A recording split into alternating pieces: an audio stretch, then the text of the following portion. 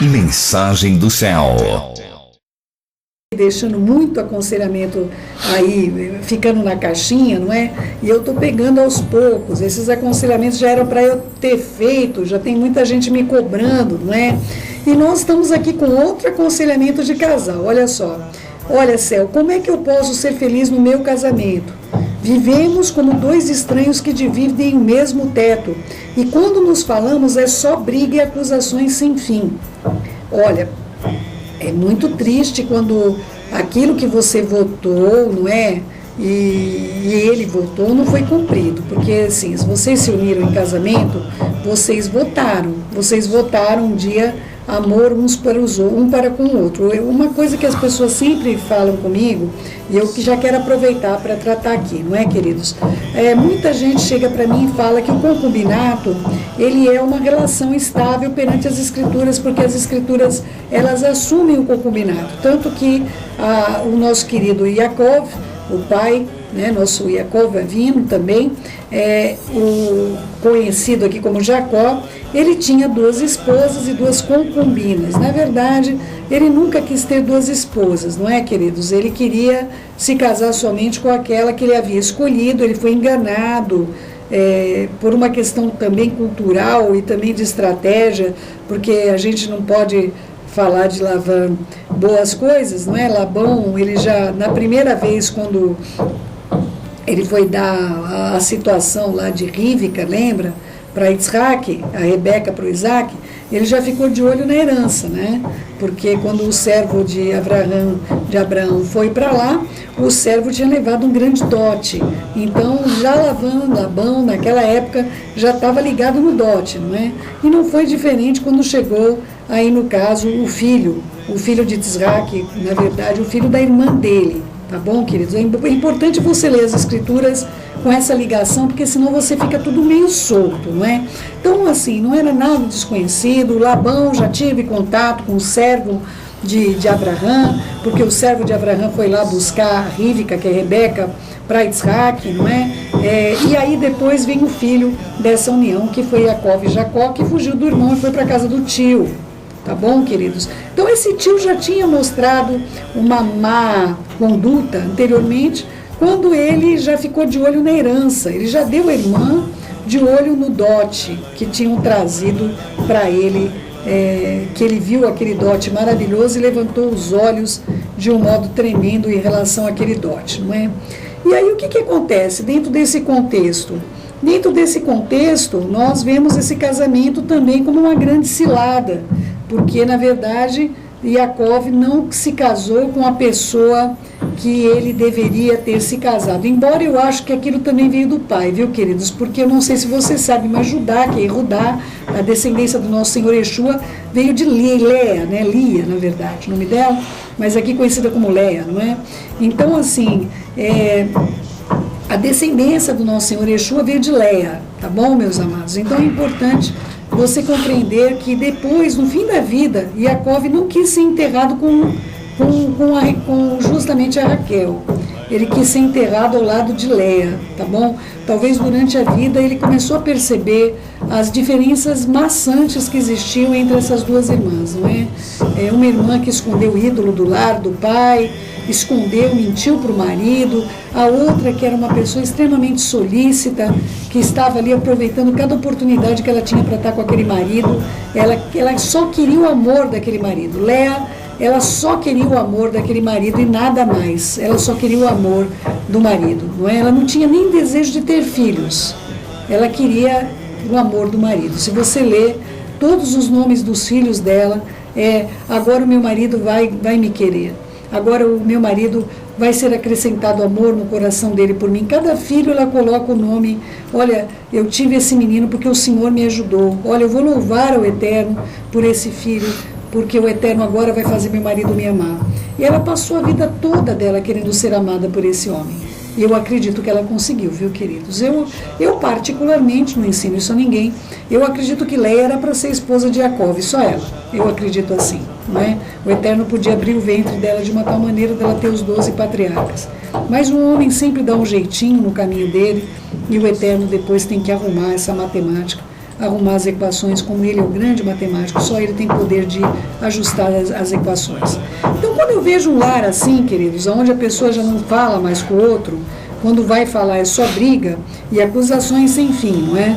Aí, queridos, olha, eu não sei de que maneira que vocês estão se relacionando com o pai, não é? Me perdoa de eu falar dessa maneira, não é? Eu já contei para vocês a história de uma irmãzinha que chegou para o pastor e falou: pastor, a gente pode mudar para a igreja? Não é? E aí o pastor falou: por quê? Ele falou: porque quando a gente entra aqui, meu marido é um santo, mas lá em casa ele é o próprio capeta. Não é? Então, queridos, se chega a esse ponto de você saber o que é certo, porque se comporta correto lá dentro da igreja, é porque sabe o modo correto de se comportar, não é? Então deveria se comportar da mesma maneira dentro de casa. Então, primeiramente, eu gostaria de pedir a vocês dois que tomassem uma atitude em relação à conversão de vocês. Convertessem não um ao outro nesse momento, mas uma conversão eterna, porque existem coisas essenciais que estão sendo negligenciadas. Desculpem as batidinhas, tá, queridos? Que continua aqui a reforma, não é? Então, assim, há coisas que estão sendo negadas na vida de vocês dois, essenciais, que é a vida de vocês com o próprio pai, porque ninguém que tem uma vida com o pai vive acusando o outro. Ninguém que tem uma vida com o pai, entenda o que eu estou dizendo, não é? Porque uma das premissas de você para com o pai, lembra da oração que o nosso Senhor Yeshua ensinou? É você perdoar. E se você está acusando é porque você não perdoou. Então os seus pecados também não estão sendo perdoados. Porque na medida que você medir, você vai ser medido. E também vai acrescentar sobre você. Então olha só, por que vai acrescentar? Poxa, que injustiça, não é? Injustiça é o mesmo sistema bancário, queridos. Você pega um empréstimo, tem juros. O seu pecado gera juros. O seu pecado é igualzinho à dívida bancária, queridos. Não é? Então, assim, você está medindo o outro, você está julgando o outro, você está condenando o outro. Meu querido, minha querida, não tem como você estar tendo uma vida diante do Pai, em perdão da parte do Pai em relação a você, não é? Olha só, vamos compreender a diferença de um sofrimento para uma condenação. Vamos entender a diferença? Vamos lá?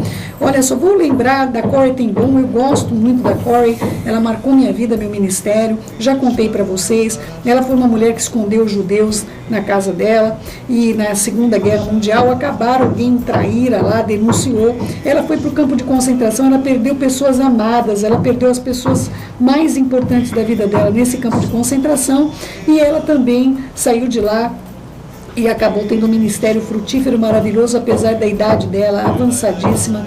Ela teve um ministério extraordinário que chegou até mim. Então, queridos, a Corey, quando ela estava lá no campo de concentração, que ela via aqueles algozes que estavam batendo, por exemplo, na irmã dela, Betsy, tudo bem? Então, aquela atitude da pessoa estar espancando a outra na frente dela, ela tinha uma ira contra a vida da pessoa, ela tinha uma ira, tudo bem? Essa ira é legítima. Essa ira é legítima. Você entendeu? Então, por exemplo, eu tenho casos aqui de aconselhamentos, com esses casamentos que acontecem, segundo casamento, que a gente tem de ter muito cuidado, querido. Já errou no primeiro, não é? E no segundo, não é? Né? Então, aí o que acontece? O marido está espancando o filho da mulher, do outro casamento. A mulher se casou e está com o menino, e o menino está sendo espancado. Gente, essa ira é legítima. Ninguém deve espancar ninguém. É uma ira legítima, tem que ser tomada atitudes. Nós estamos vendo aí madrasta matando menininho, de 11 anos de idade, gente. O que é isso? Que mundo que nós estamos vivendo? Então eu vou esperar o quê? Matar o menino para tomar uma atitude? Porque eu gosto daquela pessoa que é o espancador do meu filho? Isso aí já não é gostar, né, meu querido, minha querida? Isso daí já é doença. Não é? É relacionamentos ácidos, não é? Não tem sentido, não tem cabimento. Você está do lado de um espancador, meus queridos. Não é? Você está convivendo com um espancador, com uma pessoa, o Senhor odeia o divórcio, mas odeia quem cobre de violência suas vestes. Ou você lê o texto bíblico direito, não é? O Senhor abomina sim, o repúdio, mas ele também abomina quem cobre de violência suas vestes. Está tendo violência, a mulher vai morrer lá dentro do relacionamento, vai continuar casada, porque ela é crente. Ah, me poupe, né, queridos? A vida é maior do que o preceito. A vida é maior do que o preceito. O que quer dizer isso, Céu? Para o judeu isso é tão simples de compreensão, não é? Vamos supor, eu estou no Shabat. No Shabat é o dia meu de descanso, é o dia que eu estou na presença do Senhor, eu vou viver para trabalhar para o Senhor e para cuidar das coisas dele, tudo bem? No Shabat, me aparece uma situação lá de uma pessoa. No Shabat eu não gasto dinheiro de jeito nenhum. Uma das maiores premissas que nós temos no Shabat, nós não podemos comprar nem vender no Shabat, não é? Então, de jeito nenhum, me aparece uma pessoa lá que está morrendo porque ela tem que comprar um antibiótico e ela não tem dinheiro. Queridos, a vida é maior do que o preceito. O Eterno espera que eu cuide da vida. Ele não espera que eu pense que eu tenho que guardar o Shabat. Você entende? A vida é maior do que o preceito, não é? Eu quero lembrar vocês da Guerra dos 6 Dias. A Guerra dos 6 Dias começou num Shabat, inclusive. E aí o que aconteceu? Os judeus estavam todos nas sinagogas. Estava todo mundo na sinagoga, querido meu, querida minha. Todo mundo no serviço da Torá, no serviço do Eterno. E aí o que aconteceu? Entrou lá os soldados implorando para os jovens irem para frente de batalha, porque a cidade estava sendo simplesmente invadida. Não é? Eles esperaram o Shabat para invadir Jerusalém, não é? E eles não tinham, Israel não tinha a menor condição de lutar, não tinha armamentos, não tinha absolutamente nada. Quem esteve lá sabe muito bem que aquela guerra foi sobrenatural, porque os inimigos de Israel viram coisas do céu e pensaram que eram armamentos. Tá bom, queridos? Procure saber sobre a Guerra dos 6 Dias. E aí o que aconteceu? Os judeus começaram a dizer, sai para lá, seu profano. Hoje é Shabat, nós temos que estar a serviço do Eterno. O Eterno que vai cuidar de nós. Os rabinos tiraram o manto de oração, talit, e trocaram de roupa e foram para a frente de batalha. E os jovens abaixaram a cabeça, como todo judeu que sabe obedecer às suas lideranças. Não é, meu querido, minha querida? E foram para a guerra. E aquela guerra foi vitoriosa. De uma maneira gloriosa, impossível Israel ter ganho aquela guerra. Aquela guerra realmente vai contar, estamos aí há quase 50 anos de que Jerusalém foi tomada. Assim também, meu querido e minha querida, a vida é maior do que o preceito, não é? Então você está sofrendo uma ameaça, você está sendo espancada, ou você tem o seu filho que está sendo espancado, você está vivendo com um espancador, é isso que você está me dizendo? Você é culpada, meu querido, minha querida. Ou você é culpado. Entende? Nós não podemos lidar com situações de violência. O Eterno abomina a violência. Nesse caso, a vida é maior do que o preceito. Não tem como continuar essa união. Ou a pessoa se linda, ou a pessoa vai viver com a ira dela, vai bater nas paredes, vai bater nos armários, vai quebrar a casa dele, não a sua. Não a sua. Não é? Então, assim, queridos, primeiramente nós temos de compreender, chegou ao ponto que um não fala mais pacificamente com o outro.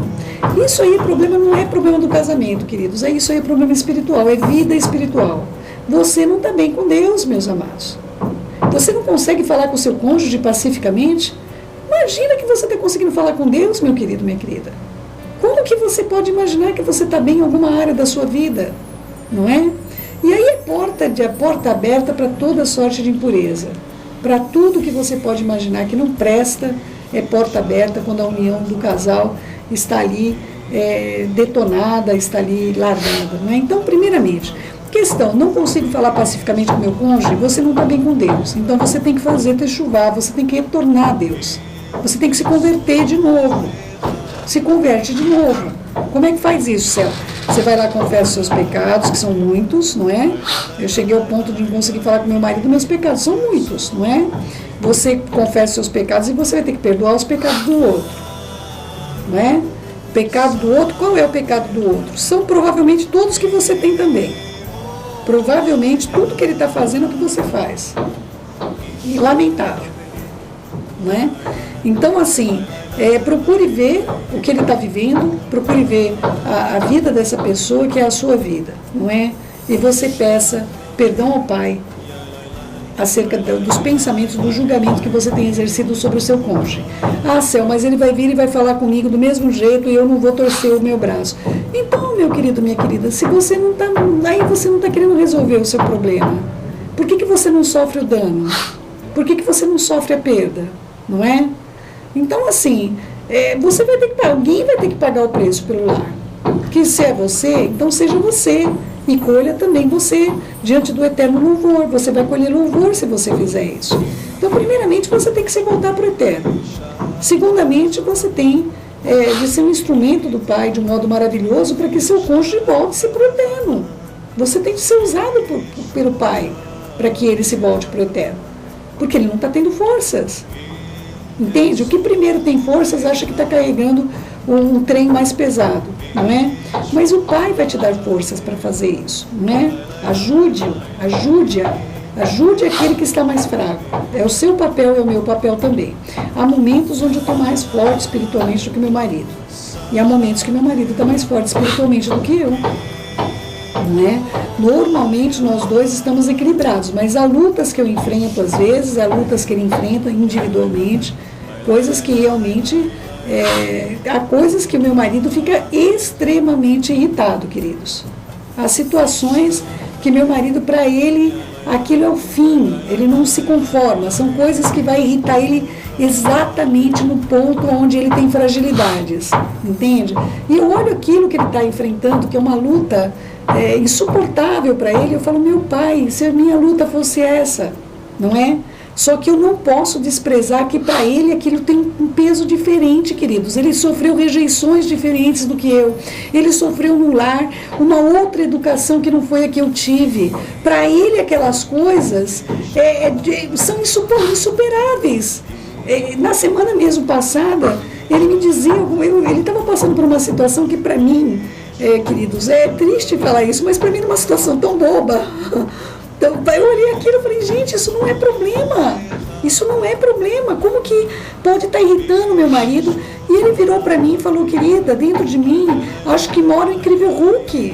De repente aparece essa figura verde, que eu não sei de onde que veio, e é onde eu quero explodir todas as coisas. E foi uma situação, gente, eu vou contar para vocês, senão vocês ficam pensando o que foi.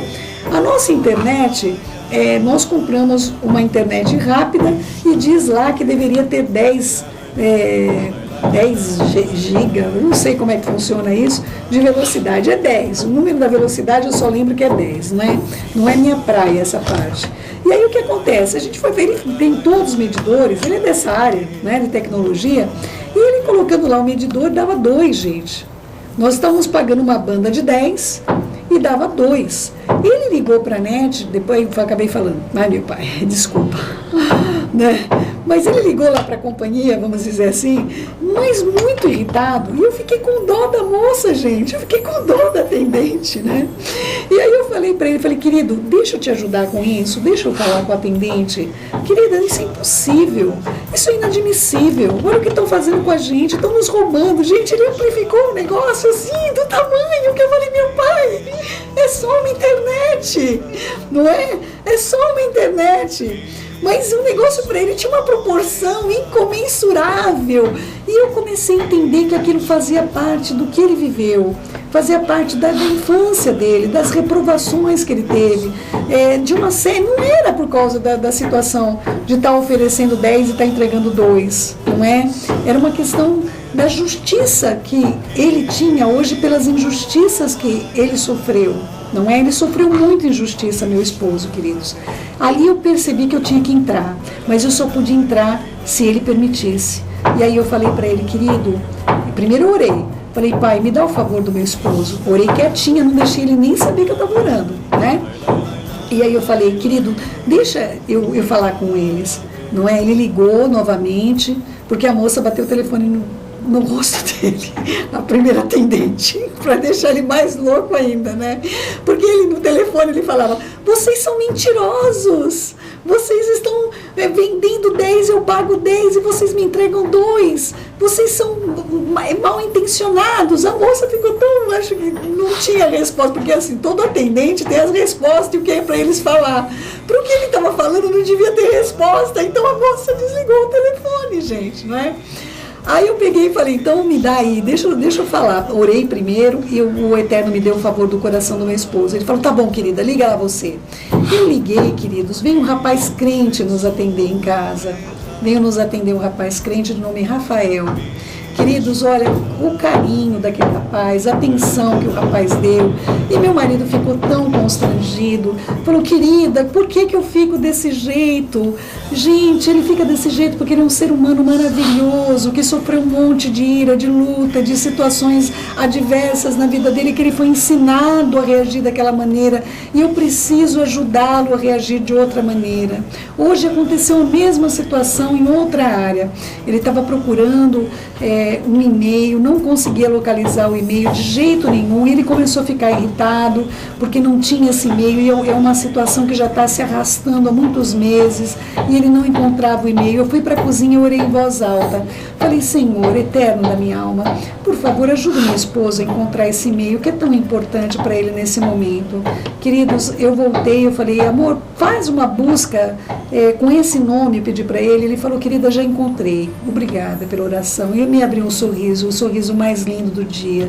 Então, meus amados, nosso papel como esposa é essa coisa de ajudar, não é uma coisa de eu trazer sobre. Imagina meu marido não encontra o e-mail, eu começar.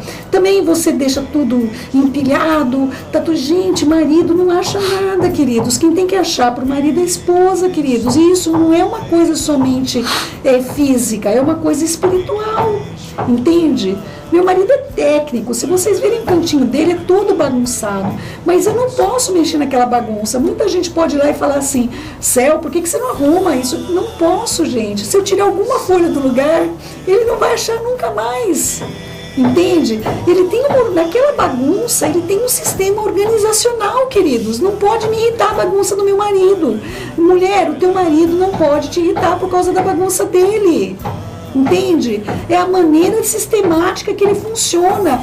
Ah, mas vão vir na minha casa, vão falar um monte. E você? Você vive com quem vai na tua casa ou com teu marido? Você quer ter paz com aquela pessoa que está te visitando de vez em nunca, que não paga tuas contas, e eu acho que talvez nem ore por você, muitas vezes? Ou você tem que viver em paz com o teu marido, com a baguncinha dele, a bagunça organizada. Eu falo pro meu marido, quando as pessoas vêm em casa e falam, Céu, que bagunça é essa? Eu falo, gente, é uma bagunça organizada. É extremamente organizada. Então o que eu faço? Eu tiro o pozinho do lugar e reponho toda a baguncinha no lugar, no mesmo lugar. Porque se eu tirar uma folha, meu marido se perde completamente. E eu não posso ser aquela que ajuda o meu marido a se perder. Tá bom, queridos? Então, assim, todas essas questões, todos esses contextos fazem parte da tua vida em comum no lar, meus amados, fazem parte. Agora, por exemplo, eu e meu marido, nós temos vida de oração diária. Nós estamos juntos orando diariamente. Às vezes, por exemplo, quem vai na reunião de oração, ontem principalmente, eu acho que a gente está sentindo mais liberdade na oração. É uma coisa normal quando nós estamos orando juntos. Eu estou orando, ele sente que está faltando alguma coisa na minha oração, ele entra e começa a orar. Eu sinto que está faltando alguma coisa na intercessão que ele fez, eu começo a orar. E ontem foi uma coisa assim, livre entre nós, não é? Quando eu percebi, a gente já tinha feito. É uma coisa que nós fazemos todos os dias e nós não percebemos. Nós fazemos isso todos os dias, porque nós oramos juntos e nós oramos desse jeito. Nós vamos falar com o Pai, o outro percebe que a oração do outro está faltando alguns adendos, ele vai e coloca. E o outro está faltando alguns adendos, o outro vai e coloca. É assim que nós oramos. E nós oramos juntos todos os dias, meus queridos. Eu e meu marido, nós estudamos as Escrituras juntos todos os dias. Então, assim, é uma vivência que você tem que desenvolver no seu lar. Situações graves de conversar, queridos, não converse. Orem juntos. Apresente ao Pai. Quando você conversa com o teu marido, com a tua esposa, ela pode se sentir cobrada ou ofendida. Mas quando você pega aquela esposa, aquele marido e leva diante do Pai, olha, Pai, nós não estamos conseguindo conversar um com o outro. Pai, nós estamos tendo problemas de relacionamento gravíssimos. Nós não sabemos como nós chegamos aqui, mas uma coisa é certa, Pai, nós não vamos conseguir sair sozinhos. Se você fizer isso, você vai ver a intervenção do Pai na sua vida, meu querido, minha querida. Não é prazer do Pai que você viva num lar cheio de tormentos, num lar onde um acusa o outro, de vez de ser ajudador, se tornou um raçatando o outro, um é adversário do outro, não é? Algumas coisas, meus amados e minhas amadas, por exemplo, há situações que acontece alguma coisa que eu não me sinto bem, eu conto para o Pai, mas não como acusação. Não é? Quando chega próximo dessas certificações, meu marido fica tão irritado, gente. Não precisa acontecer nada, ele tá com um nervo na flor da pele, não é? Ele tem uma responsabilidade muito grande perante a família, perante a companhia. E aí o que acontece? Ele fica extremamente irritado. E ele me diz: querida, eu estou num momento difícil, eu preciso da sua ajuda, eu preciso da sua compreensão. Não tem nada a ver com você, não é? Mas eu estou trazendo para dentro do nosso relacionamento algo que eu quero tirar o mais rápido possível, porque a pressão dessas provas me transforma completamente. Eu não sou assim, e eu sei que ele não é. E aí acontece algumas situações onde ele é mal criado, faz alguma coisa que eu não gosto, e aí eu chego para o pai e falo: pai, meu esposo não é assim. Ajuda ele a voltar para o equilíbrio dele. Eu não chego para o pai e falo: pai, meu marido está me maltratando, foi mal criado comigo, desce o cascudo nele. Não é isso, meus queridos, não é? Ele é meu parceiro, ele é meu cônjuge, ele é meu amor, ele é o amado da minha alma. É esse momento que eu tenho de lembrar todas as coisas positivas que ele fez na minha vida, não é? Céu, mas eu não tenho coisa positiva. Querido meu, querida minha, ninguém viveu junto com outra pessoa anos e anos e não tem coisas positivas para falar. Isso aí é coisa da tua mente.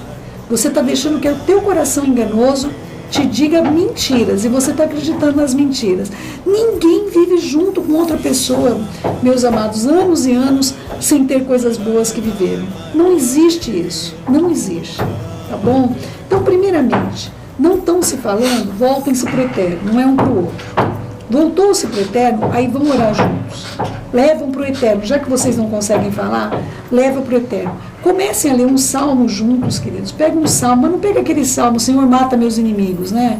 Pega um salmo que vocês dois vão ser edificados, né? Pega o Salmo 37, vai ler juntos, não é? Vai abrir portas de relacionamento entre vocês. Vocês precisam de um interlocutor. E esse interlocutor é a Ruach HaKodesh, é o Espírito Santo de Deus. Vocês precisam trazer Deus para o relacionamento de vocês, tá bom? Vocês não são inimigos, queridos. Olha, inimigo seu é o adversário das nossas almas que quer te levar para o inferno. Então não deixa a tua casa se tornar um inferno, tá bom? Eu espero que esse aconselhamento tenha servido para você. Né? Você, homem, que precisa orar pela sua esposa, você precisa ser para ela um sacerdote. Você, esposa, que precisa ser uma serva para esse marido, precisa servi-lo como o próprio Senhor Yeshua. Você precisa ver nesse marido e ter nesse marido as características do Senhor Yeshua, não é? E nós podemos forjar esse caráter uns nos outros. Só basta nós sermos obedientes. Basta nós obedecermos tudo que está escrito nas Escrituras. Traga o eterno para a tua casa. Traga o eterno para o centro da direção dele, dentro da tua família. É o que eu te peço de todo o meu coração.